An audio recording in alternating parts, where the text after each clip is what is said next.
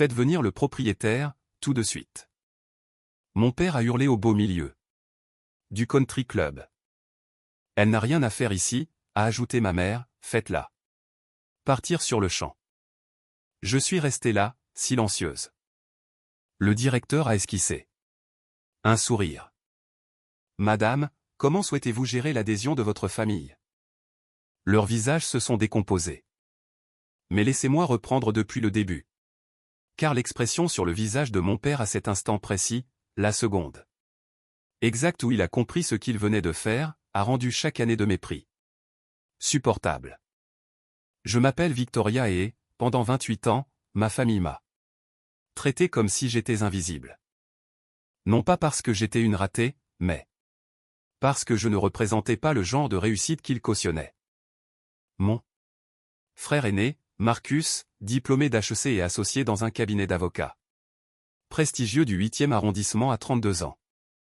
Ma sœur cadette, Olivia, mariée à un chirurgien cardiaque renommé, devenant une figure incontournable des soirées mondaines parisiennes.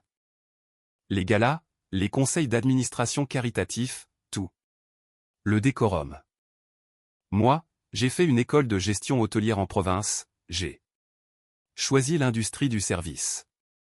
Ma mère en parlait avec ce ton particulier qui laissait penser qu'il s'agissait d'une maladie contagieuse. Victoria a toujours été simple, expliquait-elle à ses amis lors de leur partie de tennis au club. Tout le monde ne peut pas être ambitieux. Mon père était pire encore. Il présentait Marcus comme mon fils l'avocat et Olivia comme ma fille mariée au docteur Richardson. Quant à moi, et voici Victoria, elle travaille dans l'hôtellerie. La pause avant l'hôtellerie durait toujours juste assez longtemps pour être insultante. Il n'avait pas totalement tort. Sur le mot « hôtellerie ». Je travaillais bien dans des hôtels. J'oubliais juste de préciser que j'en possède 12. Tout a commencé quand j'avais 23 ans. Fraîchement diplômé avec ce titre qu'ils avaient tourné en dérision. Je travaillais à la réception d'un hôtel de charme à Bordeaux quand la propriétaire, Madame Chénier, s'est intéressée à moi. Elle avait 72 ans, une intelligence vive, et avait bâti un petit empire d'établissements de luxe dans tout le sud-ouest. Tu as le sens de l'observation, m'a-t-elle dit un soir. Après que j'eus géré une situation client particulièrement délicate. La plupart des gens se contentent de subir les problèmes. Toi, tu les résous avant qu'ils n'en deviennent. Madame Chénier est devenue mon mentor. Pendant 3 ans, elle m'a tout appris. Pas seulement la gestion, mais l'acquisition immobilière, le développement de projets, l'analyse de marché et le positionnement de marques de luxe. Lorsqu'elle a voulu prendre sa retraite, elle m'a proposé une opportunité. Je vends 3 de mes propriétés. Tu ne peux pas te les offrir d'emblée, mais je te propose un crédit vendeur à des conditions favorables si tu prouves que tu peux les rentabiliser. J'ai investi chaque centime que j'avais économisé. Je travaillais 18 heures par jour. Je vivais dans un studio et je conduisais une vieille Twingo de 12 ans. 18 mois plus tard, non seulement j'avais rentabilisé les hôtels, mais j'avais augmenté leur chiffre d'affaires de 43%. Madame Chénier m'a vendu 2 autres établissements. Puis m'a introduite dans son réseau. D'autres propriétaires qui cherchaient à se retirer, des bâtiments historiques parfaits pour une reconversion. À 26 ans, je possédais 6 propriétés. À 28 ans, 12, dont le Crown Pinet Country Club, le club le plus exclusif de la région où ma famille était membre depuis 15 ans.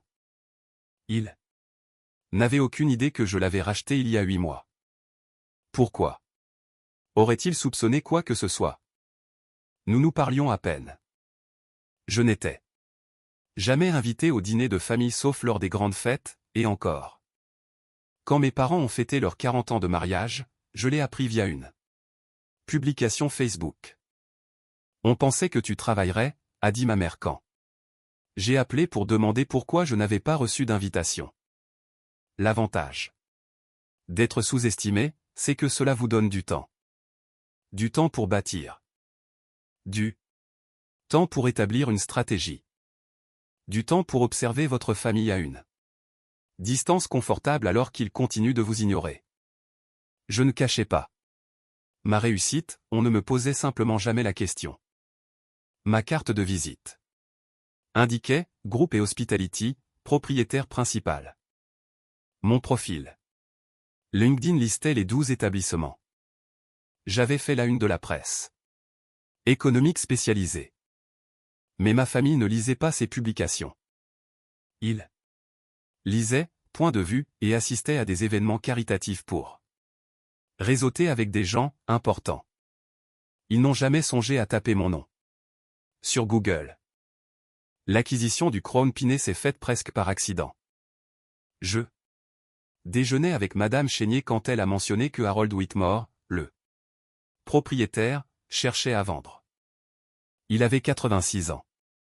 Ses enfants n'avaient aucun intérêt pour le club et il voulait le transmettre à quelqu'un qui comprenait la notion d'héritage. C'est une affaire complexe, m'a-t-elle prévenu.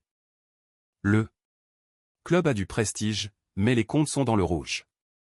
L'entretien a été délaissé, les équipements sont obsolètes. Les membres partent car les jeunes familles n'y trouvent plus leur compte. Je connaissais très bien le Crown Pinet. J'y avais passé des après-midi entières à lire dans un coin quand j'étais adolescente, pendant que ma famille socialisait. Je voyais comment il gérait l'endroit, ou plutôt comment il ne le gérait pas. Le restaurant était hors de prix pour une qualité médiocre. Le terrain de golf était magnifique mais mal entretenu. La piscine n'avait pas été rénovée depuis 1987. Je veux examiner les chiffres, ai-je dit à Madame Chénier. 3 semaines plus tard, j'étais dans le bureau de Harold Whitmore. La propriété était sublime, 60 hectares, un parcours de championnat, une piscine olympique, des cours de tennis, un bâtiment principal historique qui pourrait être spectaculaire avec une restauration appropriée. La situation financière était exactement telle que décrite, rentable, mais à peine. Taux d'occupation à 60%. La liste d'attente qui durait autrefois des années avait fondu. J'ai fait de cet endroit quelque chose de spécial, a dit Harold, la voilasse. Mais je suis trop vieux pour faire ce qui doit être fait. Il faut quelqu'un de jeune, qui comprenne la tradition autant que l'innovation. Il me l'a vendu pour 8,2 millions d'euros. Bien en dessous du prix du marché, parce qu'il se souciait davantage de l'héritage que du profit maximal. J'ai passé les 8 mois suivants à transformer discrètement le Crown Pinet. J'ai fait venir un chef d'un de mes établissements, formé dans un grand restaurant étoilé de Paris. J'ai rénové la piscine pour en faire un spa moderne. J'ai mis à jour le programme d'entretien du golf. J'ai créé une offre de membres pour les jeunes actifs avec des options flexibles. Je faisais tout cela via ma société de gestion, en gardant mon statut de propriétaire privé. Les membres savaient qu'il y avait un nouveau propriétaire et de nouvelles normes. Ils ne savaient pas qui était derrière. Marcus avait parrainé 3 nouveaux membres l'an dernier. Le mari d'Olivia venait de rejoindre le comité de golf. Ma mère était vice-présidente de l'association des membres. Mon père jouait au golf chaque samedi matin avec son groupe habituel. Ils adoraient le Crown Pinet. Ils ne m'aimaient juste pas, moi. Les ennuis ont commencé 3 semaines avant Pâques. Ma mère m'a appelé un mardi soir. Victoria, nous faisons le brunch de Pâques au Crown Pinet cette année, a-t-elle annoncé. Pas de bonjour. Toute la famille sera là. Marcus vient avec sa nouvelle amie. Olivia et son mari viennent avec les enfants. C'est un événement familial important. Ça a l'air bien, ai-je dit prudemment. Nous avons réservé la salle privée, midi, le dimanche de Pâques. Essaie de t'habiller de manière appropriée. Le club a des standards. L'implication était Claire, je les embarrasserais si je faisais à ma guise. Je serai là, ai-je répondu. Bien.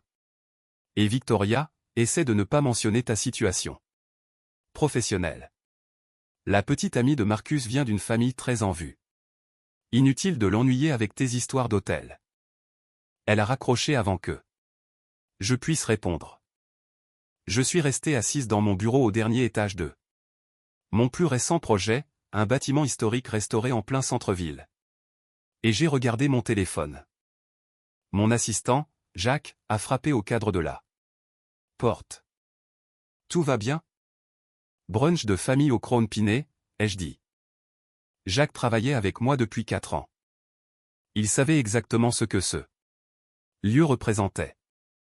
Ses sourcils se sont levés. Ils ne savent toujours pas. Ils n'ont jamais demandé. Tu vas leur dire? J'y ai réfléchi. 28 ans. D'indifférence. 28 ans à être le membre le moins impressionnant des haies. 28 ans à regarder mes parents rayonner de fierté pour les plaidoiries de Marcus et les galas d'Olivia, tout en traitant ma carrière comme un secret honteux. Non. Ai-je dit, je ne pense pas. Jacques a souri. Le brunch de Pâques risque d'être intéressant. J'ai passé les 3 semaines suivantes à préparer ce brunch comme n'importe quel événement professionnel majeur, avec une planification stratégique et un souci du détail obsessionnel. Je me suis coordonné avec Daniel Martinez, le directeur général du Crown Pinet que j'avais débauché d'un palace à Nice. Daniel était brillant, calme, professionnel et absolument imperturbable. Votre famille n'est au courant de rien, m'a-t-il demandé lors de notre point. Absolument rien. Et vous voulez gérer ça? Comment? Avec précaution, ai-je dit. Je ne cherche pas à les humilier. Mais s'ils créent une scène, je veux que vous soyez prêts. Daniel a hoché la tête. Compris. Je dirai au personnel de me prévenir immédiatement s'il y a le moindre problème avec votre table. J'ai aussi appelé Madame Chénier, qui était devenue l'une de mes amies les plus proches. Ils vont perdre les pédales. A-t-elle dit, ravie. J'aurais aimé voir ça. Vous aurez le rapport complet. Ai-je promis? Le dimanche de Pâques était doux et ensoleillé. Je m'étais habillé avec soin, chemisier en soie crème, pantalon bleu marine sur mesure. Bijoux discrets. Élégante, mais pas ostentatoire. Professionnelle, mais pas rigide. Ma mère trouverait encore quelque chose à redire. Je suis arrivé au Crown Pinet à 11h45. La propriété était spectaculaire. Les jardins en pleine floraison printanière. Le bâtiment principal scintillait au soleil. Les voituriers s'activaient avec efficacité. Une fierté immense a gonflé ma poitrine. C'était à moi. J'avais construit tout ça. L'hôtesse m'a accueilli chaleureusement. Elle savait exactement qui j'étais, bien que son professionnalisme restait discret. Mademoiselle est, votre table est dans le salon Magnolia.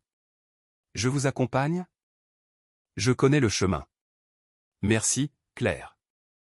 J'ai traversé la salle de restaurant, saluant les habitués. Par les fenêtres, je voyais le parcours de golf. Le restaurant bourdonnait de conversation. Le salon Magnolia était l'espace privé le plus prestigieux. Des baies vitrées donnant sur le 18e trou, des lustres en cristal, une table de 24 couverts. Ma famille était déjà là.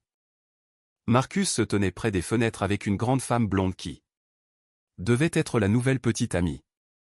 Olivia était assise avec son mari et leurs 2 enfants.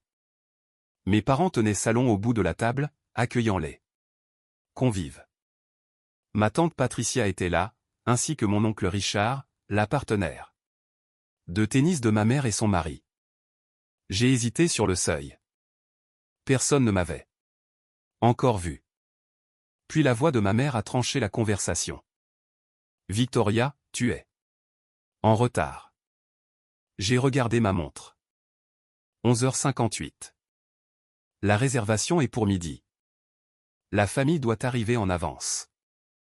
Elle m'a dévisagé de haut en bas. C'est ça que tu portes? Oui. C'est très simple. Mon père a levé les yeux. De sa discussion.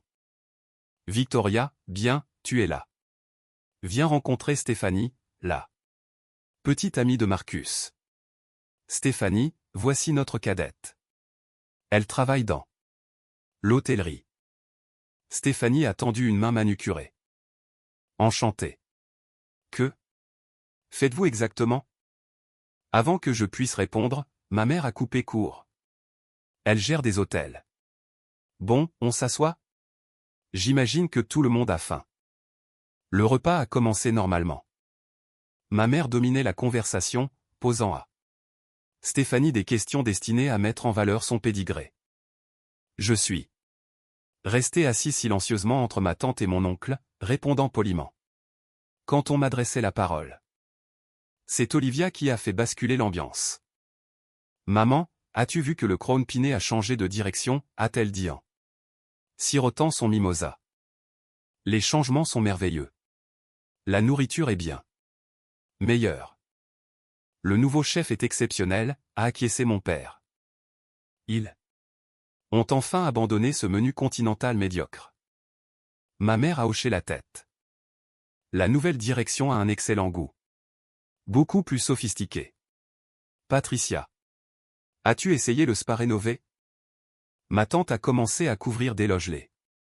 Nouvelles installations. Tout le monde avait un avis sur les améliorations. La conversation pétillait de compliments pour le mystérieux nouveau propriétaire. Qui avait revitalisé leur club adoré.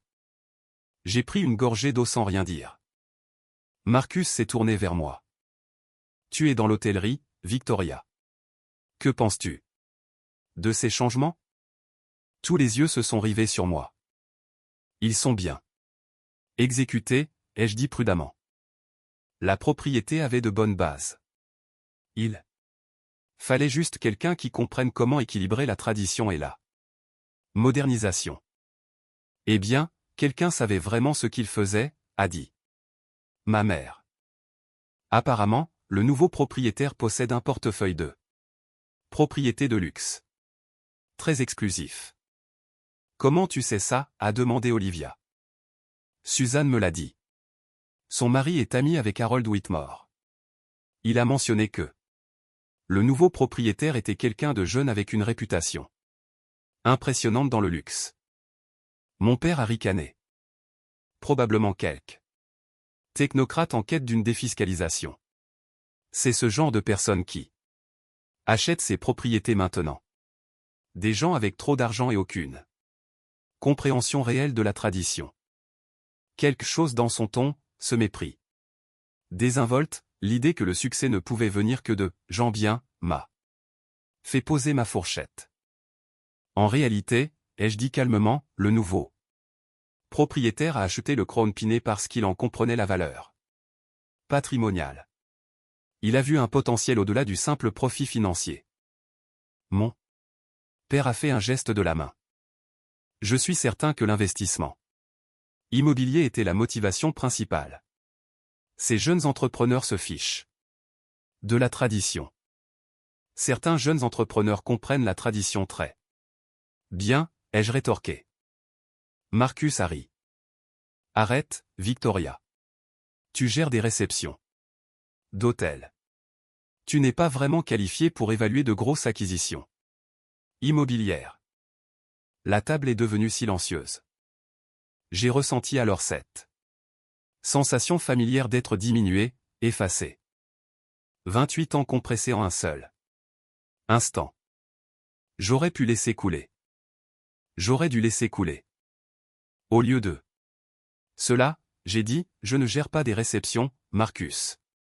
Je possède 12 propriétés à travers la France, dont 3 hôtels historiques, 4 resorts de luxe, 2 centres de conférences et 3 clubs privés. Ma société a généré 47 millions d'euros de chiffre d'affaires l'année dernière. Le silence c'est Épaissi. Ma mère a ri, un son sec et incrédule. Victoria, c'est absurde. Pourquoi inventerais-tu une chose pareille? Je n'invente rien. Tu as fait une fac de province, a lâché mon père. Tu travailles dans des hôtels. Depuis quoi, 6 ans? Tu t'attends à ce qu'on croie que tu possèdes une entreprise de 47 millions? Je ne m'attends à rien de votre part. Je vous expose un fait. Olivia a secoué la tête. C'est gênant, Victoria. Nous avons des invités. Je ne suis pas gêné, ai-je dit. J'ai réussi. Il y a une différence. Marcus s'est penché en avant. Ok, disons que tu dises la vérité. Ce qui n'est pas le cas, mais faisons semblant. D'où vient le capital pour 12 propriétés? C'est des millions en coûts d'acquisition. J'ai commencé avec une propriété, un partenariat avec mon mentor. J'ai prouvé que je pouvais la rentabiliser. Il m'en a vendu 2 autres.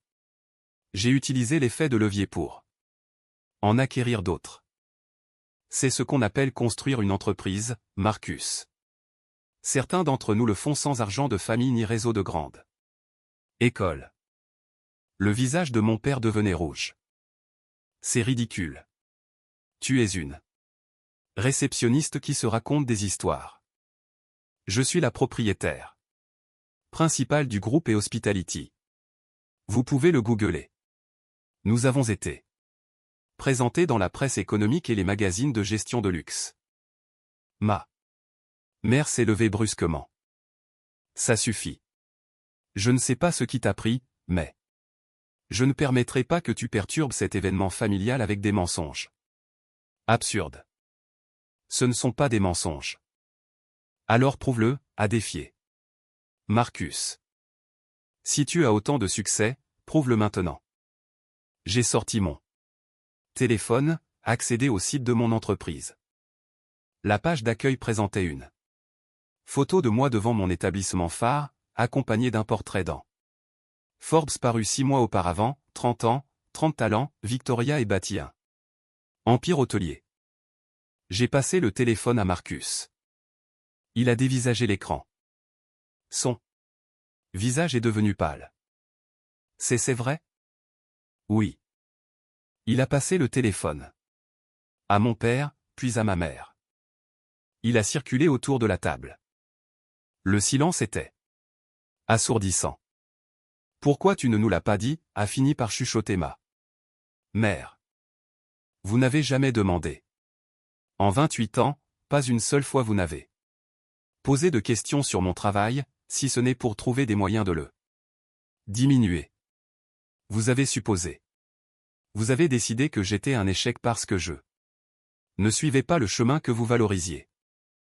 Alors j'ai construit quelque chose que vous ne pouviez même pas voir. Mon père a frappé la table de sa main. C'est inacceptable. Tu nous as laissé croire, tu nous as induits en erreur. Volontairement. Je n'ai induit personne en erreur. Je vous ai dit que je travaillais dans l'hôtellerie. C'est vrai. Vous avez choisi d'interpréter cela comme un échec. C'est absurde, a dit mon père, la voix montant. Tu ne peux pas parler à tes parents de cette façon. Je veux parler au propriétaire de cet établissement immédiatement. Nous sommes insultés par notre propre fille. Dans ce qui est censé être un club prestigieux. Je veux parler à celui qui est aux commandes. Maintenant. J'appelle le directeur, a annoncé ma mère. Déjà sur son téléphone. Ce comportement est inacceptable. Nous sommes membres ici. Nous ne devrions pas avoir à tolérer ça. Faites venir le propriétaire, tout de suite, a hurlé mon père vers la porte où notre serveur venait d'entrer avec les plats. Elle n'a rien à faire ici. Je me suis levé. Calmement. Ma mère s'est tournée vers moi. Assieds-toi, Victoria. Tu as déjà assez perturbé les choses. Je ne crois pas. Faites-la sortir. Immédiatement, a exigé ma mère. Le serveur avait l'air paniqué. Je vais chercher le directeur. Faites ça, a dit mon père froidement. Je suis resté debout. Le silence régnait. 30 secondes plus tard, Daniel Martinez est entré dans le salon Magnolia. Impeccablement vêtu, d'un professionnalisme absolu, se déplaçant avec l'autorité confiante de celui qui sait exactement comment gérer n'importe quelle situation. Bon après-midi, a-t-il dit avec fluidité. Je crois comprendre qu'il y a un souci. Oui, a dit mon père, se levant à sa pleine hauteur. Nous sommes membres de longue date de ce club. Ma fille, il m'a pointé du doigt, a créé une scène extrêmement perturbatrice. Nous voulons qu'elle soit expulsée. Et honnêtement, nous remettons en question les standards de cet établissement si c'est le genre de comportement que vous autorisez. L'expression de Daniel n'a pas bougé. Je vois. Et mademoiselle a été perturbatrice comment? Elle profère des revendications absurdes sur la possession de propriété, elle perturbe notre repas avec des mensonges. C'est inacceptable. Je comprends votre frustration, a dit Daniel calmement. Il s'est tourné vers moi. Mademoiselle est. Nos regards se sont croisés. Je n'ai rien dit.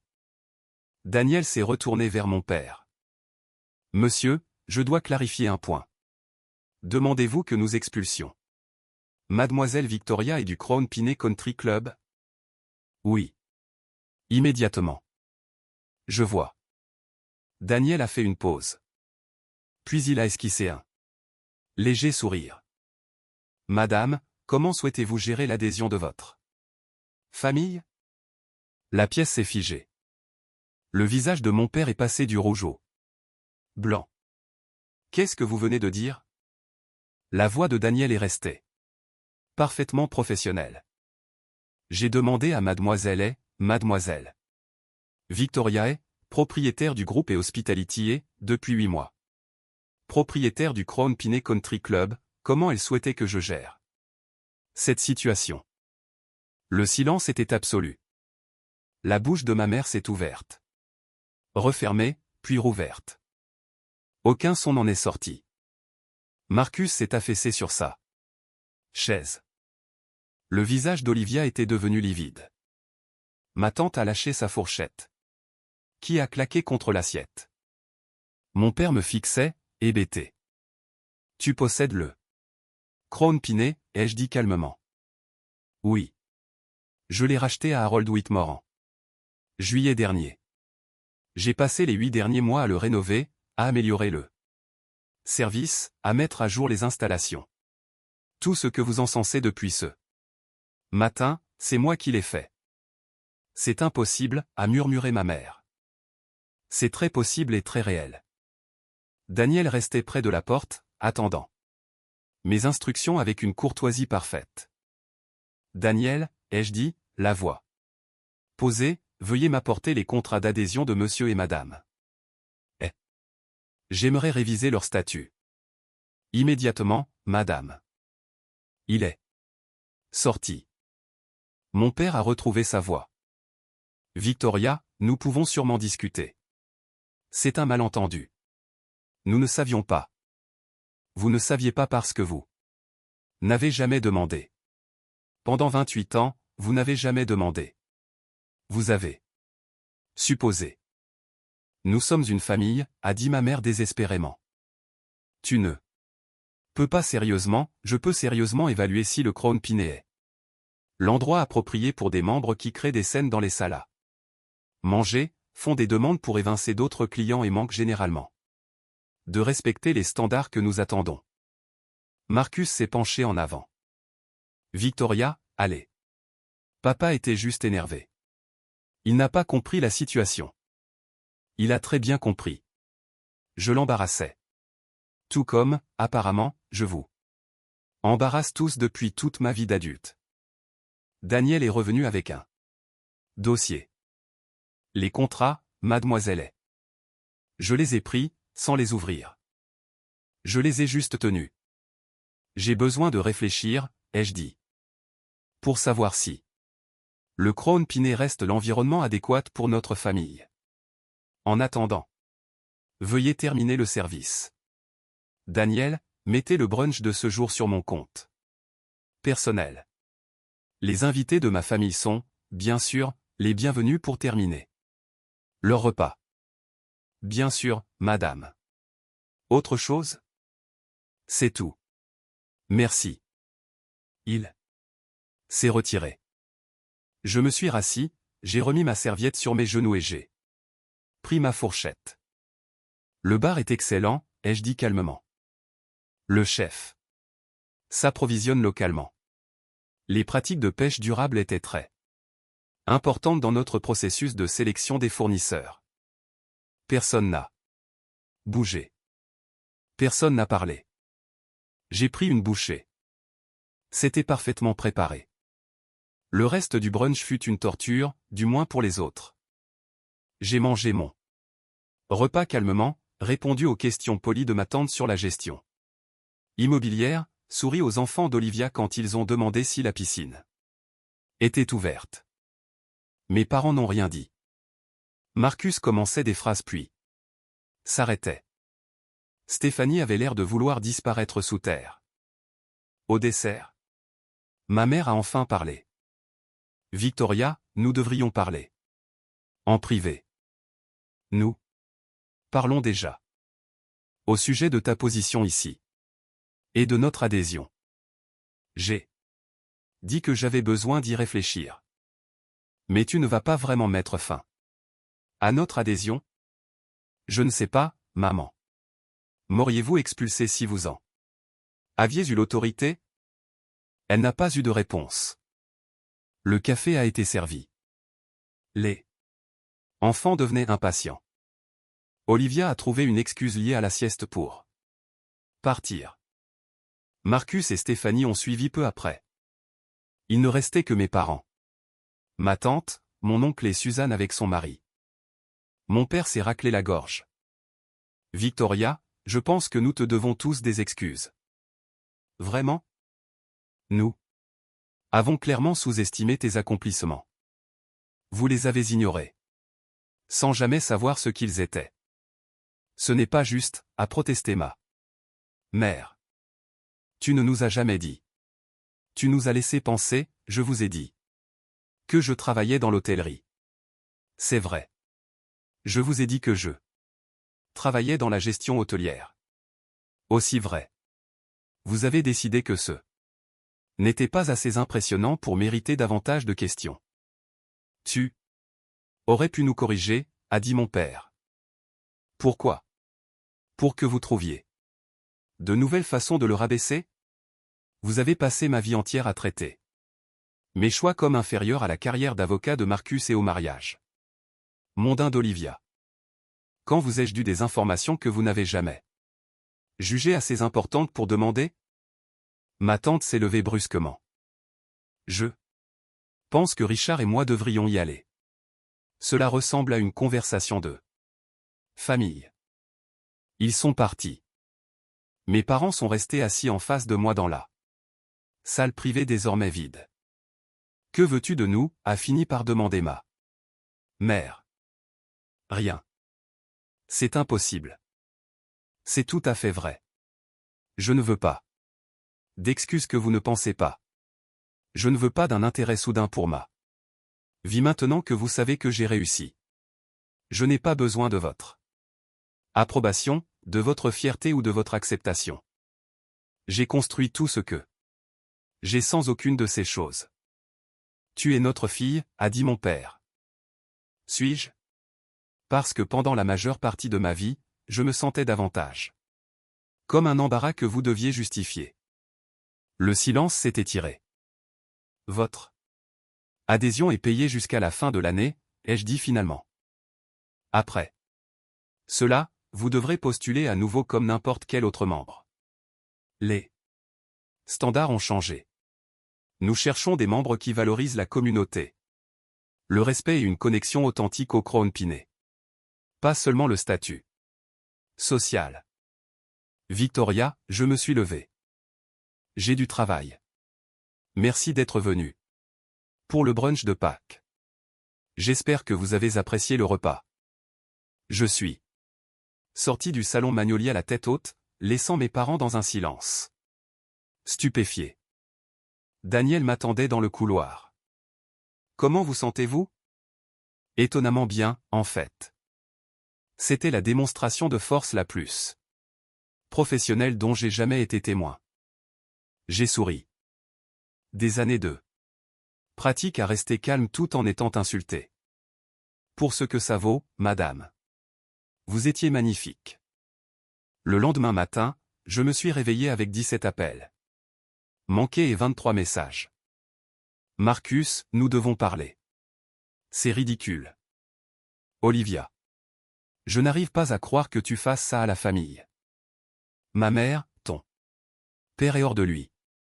Comment as-tu pu? Je les ai tous supprimés sans répondre. Au lieu de cela, je suis allé au bureau et je me suis plongé dans le travail. J'avais une transaction à conclure à Bordeaux la semaine suivante. Des plans de rénovation à revoir et les chiffres trimestriels à préparer. Madame Chénier a appelé vers 10 heures. J'ai entendu dire que le spectacle a été grandiose. Les nouvelles vont vite. Comment te sens-tu? J'ai réfléchi. Libre. Bien. C'est exactement ce que tu devrais ressentir. 2 semaines ont passé. Les appels ont diminué, puis se sont arrêtés. Mes parents ont tenté de me joindre par des connaissances communes. J'ai poliment décliné chaque intermédiaire. Puis, 3 semaines après Pâques, j'ai reçu une lettre, remise en main propre à mon bureau. L'écriture de mon père sur l'enveloppe. Je l'ai fixée pendant 1 minute entière avant de l'ouvrir. Victoria, j'ai passé 3 semaines à essayer de trouver quoi dire. Ta mère et moi en avons discuté d'innombrables fois. Nous avons parlé à Marcus et Olivia. Nous avons examiné notre comportement. Et j'en suis arrivé à une réalisation difficile. Tu avais raison. Nous n'avons jamais demandé. Nous avons supposé. Nous avons décidé qui tu étais sans jamais te laisser la chance de nous montrer qui tu étais vraiment. Nous avons pris l'interprétation la plus réductrice de ta carrière et nous l'avons utilisée pour justifier le fait de te traiter comme étant moins importante que tes frères et sœurs. Je ne peux pas assez m'excuser. Mais je sais que les excuses ne sont pas ce dont tu as besoin de nous. Tu as construit quelque chose d'extraordinaire sans notre soutien, notre approbation ou notre reconnaissance. Tu n'as pas besoin de nous pour valider ce que tu as accompli. Ce que je peux offrir, c'est un comportement différent. Nous aimerions, si tu es prête, recommencer. Pas comme des parents qui pensent te connaître, mais comme des personnes qui aimeraient apprendre à connaître la fille que nous n'avons jamais pris le temps de comprendre. Nous comprendrons si tu n'es pas intéressé. Nous l'avons mérité. Mais si tu le es, ta mère et moi aimerions t'inviter à dîner. Pas au Crown Pinet. Peut-être ce restaurant dont tu as parlé une fois. Celui que tu as rénové en centre-ville. Nous aimerions voir ce que tu as construit. Sans attente. Sans exigence. Juste une invitation. Avec amour. Papa. Je l'ai lu 3 fois. Puis j'ai pris mon téléphone et j'ai envoyé un SMS à mon père. Jeudi, 19 h. Faites une réservation pour 3 à votre nom. Sa réponse a été immédiate. Merci. Le jeudi soir, je suis arrivé à l'Ashford, mon établissement phare, un bâtiment historique que j'avais transformé en hôtel de charme de luxe avec un restaurant étoilé au guide Michelin. Mes parents étaient déjà là, semblant incertains, comme je ne les avais jamais vus. Nous nous sommes assis, avons commandé, avons eu une conversation un peu maladroite. Puis mon père a dit, parle-nous de cet endroit. Comment tu l'as acquis? Comment s'est passée la rénovation? Et pour la première fois en 28 ans, ils ont écouté. Vraiment écouter. Ma mère a posé des questions sur mes choix de design. Mon père voulait comprendre la structure financière. Ils ont regardé des photos de mes autres propriétés. Ils ont lu l'article de Forbes. Je n'arrive pas à croire que nous ayons manqué tout ça, a dit ma mère doucement. Vous ne regardiez pas. Non, nous ne regardions pas. Le dîner a duré 3 heures. Ce n'était pas parfait. Des années de mépris ne disparaissent pas en un repas. Mais c'était un début. En partant, mon père a marqué une pause. Envisageras-tu de rétablir notre adhésion au Crown Pinet? J'ai réfléchi. Déposer un dossier dans 6 mois. Passer par les canaux appropriés. Si votre candidature respecte nos standards, nous l'étudierons. C'est juste. Je pense que oui. Ma mère m'a serré dans ses bras, avec maladresse mais sincérité. Nous sommes fiers de toi. Je sais que nous n'avons pas le droit de dire ça maintenant, mais nous le sommes. Merci. Je suis rentré dans mon appartement, la suite pentouse de l'Ashford, que j'avais conçu moi-même, et je suis resté sur le balcon à contempler Bordeaux. Mon téléphone a vibré. Un message de Madame Chénier commençait. Passez le dîner? J'ai tapé, différent. Peut-être bien. C'est tout ce qu'on peut espérer. La croissance. J'ai souri et posé mon téléphone. En bas, les lumières de la ville scintillaient. Quelque part là dehors, il y avait 12 propriétés portant mon nom, ma vision, mon héritage. J'avais bâti un empire. Alors que ma famille pensait que je ne faisais qu'enregistrer des clients à l'hôtel. Je n'avais rien prouvé à eux. J'avais tout prouvé à moi-même. Et c'était, en fin de compte, tout ce qui comptait. Le lendemain matin, j'avais une réunion avec un vendeur à Annecy pour un complexe de montagne historique. La propriété avait de bonnes bases, avait besoin d'une vision, et pourrait être spectaculaire entre de bonnes mains.